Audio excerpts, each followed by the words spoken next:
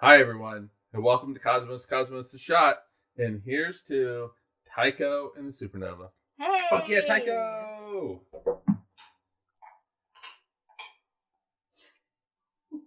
Oh, that's rough. He had a pet moose. What? He had a pet moose. And a pet person. Yeah. Yep. We're not getting Yep, into yep. any of that. Yep. Alright, Tycho. Okay, Tycho. All right, let's not start with Tycho though. Oh, Yep. okay. I Nope. should readdress myself now. Nope, we're gonna start with Aristotle. Check out Our episode on Aristotle. check out our episode on Aristotle. That's timely. Check out our episode on time.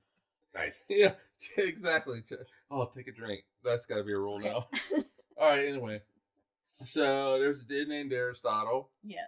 And what? We've heard of him. Yeah. Maybe. And so he had some ideas. Yes. And apparently, I got really upset about it. But Well, I don't remember that either. Historical But- context. Then again. anyway, so the universe was composed of like perfect spheres. Yes. And one of those were stars that the stars were hanging out on, and these were unchanging stars, so nothing ever changed. They were eternal. They lasted forever. Little did they know about stars. Ever and ever and ever. Yeah. So there's a little No sticky kidding. little thing called comets and meteors, Oh. but those were part of the atmosphere and not part of the stars. Alright. Yeah, that makes sense. Yeah, sure. Yes. Sure. So that was Aristotle. Okay. And so that actually, I need to bring up Aristotle because Tycho's going to just decimate Aristotle here. Oh, Oh, yeah, a lot of no. people do, it turns out, but Actually, it's more of the universe that does this, Ah. but all right. So let's talk a little bit about Tycho now. Tycho okay. was born on December 14th, 1546. Very good year. Very Damn good it, I year. was just starting to say. Almost as old as I am. He died on October 24, 1601. So, long time ago. He was a Danish astronomer, very fucking rich. Came from money. Yep, he had a pet moose. Yep. And Okay, go on. and so in November 1572, he noticed a star that shouldn't be there. Uh-oh. More on that in a moment. But by seeing that star that shouldn't be there, he dedicated himself to making better equipment to make more accurate measurements of the universe. Oh, okay. Yeah. So quickly realized that we needed to, have better measurements and stuff. So he What a was, crazy idea. like I said, he came from money, so nobility. Not necessarily nobility, because he came into the money because his father saved the king from drowning. Oh. And so the king was like, here's all the money you could possibly ever want. Oh, that's nice. So Okay. got money. Yeah. King Frederick II granted an estate on an island called Haven, where Tycho established Uraniborg, however you say it. But it was the first large observatory in Christian Europe. Oh, that's nice. Not like pagan Europe, No. Not- this time. not yeah. Muslim Europe. There's no other No. way to describe it. No. A pristine Christian Europe. Yes. Yes, not even like Hindu Europe. It oh, is- definitely not. It is would be- Christian Europe. It'd be a better place, but definitely not. All right, so from there he did a bunch of measurements and stuff. He also worked at Sturgeneborg. You nailed it. You got confidence. But he basically was the last major astronomer before the invention of the telescope. Oh, okay. And his observations helped make astronomy a major science and helped usher in the scientific revolution. Oh, yeah, right there at the forefront, right, Mr. Frodo? Yep, exactly. So, what did Tycho see? Hey, is this Frodo? Okay, Or okay, is we're this- focusing. Tycho. or is it What did Tycho or Tycho see? Frodo? What did Tycho see? Is it? Does it What did start with Tycho? a T or an F? People listening to the podcast don't know what's happening right now. Tycho. All right, so November 1572, like I said, Tycho sees this star that shouldn't be there, and he saw a new star in Cassiopeia while on a walk with his dog Frodo. Nice. And he wrote about it. Uh-huh. He wrote about it in De Nova et Nullius Avia Memoria Prius Visa Estella. And priests back then. My Latin was on point. On point. Yes, you're On very point. good at the Latin. But it means concerning the star, new and never before seen in the life or memory of anyone. Oh. What a fucking title. Concerning the hobbits, new and never before seen the life. Concerning the hobbit. All right. That was published in 1573. Wow, okay. And describing what he saw. This is not from that long title of a book. Yes. It was from a different one. Okay. This is from Astronomy, whatever. Okay. It's from another book. Anyway, he said, amazed, as if astonished and stupefied, I stood still, gazing for a certain length of time, with my eyes fixed intently upon it, and noticing that same star placed close to the stars of antiquity, old stars attributed to Cassiopeia. When I had satisfied myself that no star of that kind had ever shone forth before, I was led into such perplexity by the unbelievability of the thing that I began to doubt the faith of my own eyes. So we can sum that all up as, what's this? What's this? Yes, but not only is it, what's this, is I don't believe my eyes are showing me. Ghosts. What's this? Ghosts. Yes, it's ghost. It's ghost. But he did in fact see a guest star, a new star. He saw a supernova.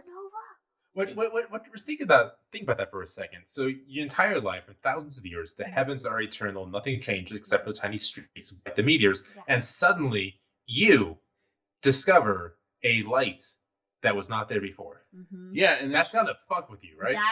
Especially that time when you don't because Aristotle's views, what's up there. Aristotle's views hold sway at this point. Yeah, the stars are eternal. Not only do Aristotle's views hold sway, the church has adopted these and these views and say, hey, this is proof that God's stars are eternal. Blah blah blah. And then you have this. Then you go so far as to say, well, hey, these comets show up. How do you explain that? Well, that's part of the atmosphere. It's like meteors. The atmosphere. And so now you have this star that shows up among the stars. And so the church is going to immediately say, Jesus. What? Jesus is going to, that, it's in the atmosphere. It's not actually in the realm of the stars. Well, interestingly enough, there was another astronomer who also saw it. Hey. And they used, and this actually came about because Kepler he inherited all of the data from Tycho, and he submitted it. He did the math. Whatever. He did some math. He in 1602, after Tycho's death, in 1602, 1603, and the other astronomers from Spain. Okay. And his observations basically mirror Tycho's. And if it were in the atmosphere, the guy from Spain should see it in a different location. Yeah. It should not be. Because it would have been like a moving. It should not be in Cassiopeia. Right? It should be in a different constellation. Yeah. And so from that, you're able to figure out. Not only is this not in the atmosphere, it is really fucking far, even beyond the moon. It's in the stars. It's in the stars. Sphere. And so these stars really aren't eternal. So basically, the timeline for all this is that on November 2nd, 1572, went boom. Star went boom. Star went boom. Yeah. Star went boom. So it went boom a lot before then, but we just saw it at that time because space is big. So seen for the first time. November 11th of that same year, obviously, it was as bright as Jupiter. Bright as Jupiter. And that's bright. November 16th, so 2 weeks later, it reaches peak brightness of -4. Now, keep in mind, negative numbers mean brighter. Yeah. And when it comes to magnitude of Mhm. stars, Mhm. so it was as bright as Venus, though Tycho said it was actually brighter. Oh. So he's like, I trust him. I would trust him more than Yeah. anyway. And it actually remained visible until the early part of 1574. Yeah, well, I mean, it's a pretty fucking big explosion that happened that they were seeing. Yeah, and so this exploding star exploded Aristotle's perfect spheres of stars. It shattered the It spheres. shattered the spheres. And so let's talk a little bit about that. That's the look of the supernova back in the 1570s.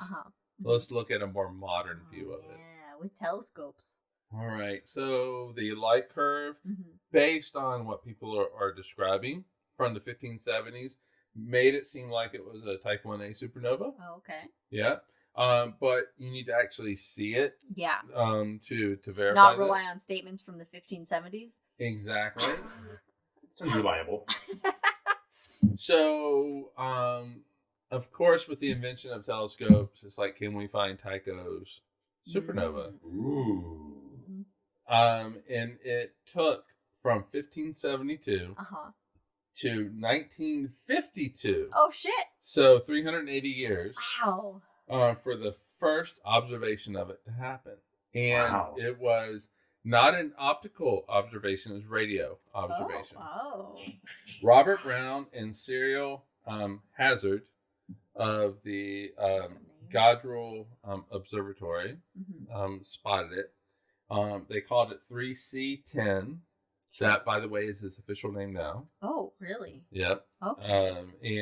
But a lot of people call it Tycho's supernova, things like that. And that, with other observations, they were able to determine that it actually was a Type 1A supernova. When a white dwarf goes boom. Yep. So basically, a star Just created Google. material. Just Google white dwarf go boom. There you go. Type 1A. Or maybe don't Google it. I don't know. I'm going to right now. Okay. It's between 8,000 and 9,800 light years away. Mm-hmm. So pretty far. So that means when Tycho saw it, it actually went boom 9,000 years before Tycho saw it go boom. 8,000. Yeah. It is perfectly safe to Google white dwarf go boom. Okay. Whew. All right. So it is. If you see a picture of it, it's spherical in nature. So it's spherical in shape. The forward shock wave of it is going about between 4,000 and 5,000 kilometers per second. And so for people like you who want to know how many miles per second that is, miles per skittle. 2,500 to 3,100 miles per second. It still means nothing to me, but thank you. It's fast. Oh yeah. Real fast. So it was then observed with the X-ray with the Uhura X-ray Observatory. Oh, I like that. 1960s optical observations at Palomar. Hey! Nice. Check out our High in Sky for March, and you'll hear a little bit about something Palomar also did. Yeah. Okay. Not a lot, but all right. So the question is like, so the star goes boom. What happened to the star that was accreting the material on it? So now the search goes on for that star. They think they found it. It's called Tycho G. That is the name of the star. So it's like a rapper. Tycho G. It was discovered 2004. It's a G2 type star. It was probably a subgiant at the time, so it was probly bigger when supernova occurred. That it ripped off some of the material, its main claim to be the star is that it was going 136 miles per second, 85 miles per second, which is 4 times the local speed. Oh, the local speed of the other stars. Oh, okay. Yeah. So it makes it seem like small town speed limit. that there was an explosion that made it go boom fast out. There's some problems with that. Gaia actually has kind of revised that number down to like about 35 miles per second. Telescope. Yeah, and so it's probably not as going as fast as it is. Mhm, mhm. So maybe it wasn't associated. It's still going faster than the local speed of stars in that area, but whatever. Um, but that's basically the story of Tycho and Sweet. his supernova, and how he shattered some Aristotelian spheres out there. Yeah, so I just have to say this because this is Brandon actually turned me to this book. It is I got this from Coming of Age in the Milky Way. Yeah. Yeah, so that was the impetus for this and all that. But there you go, right there from Timothy Ferris. But I also got information from NASA and, of course, Wikipedia, because who doesn't? And that is the story of Tycho and the supernova. Follow us on all the things and resist and cheers, everybody. Bye.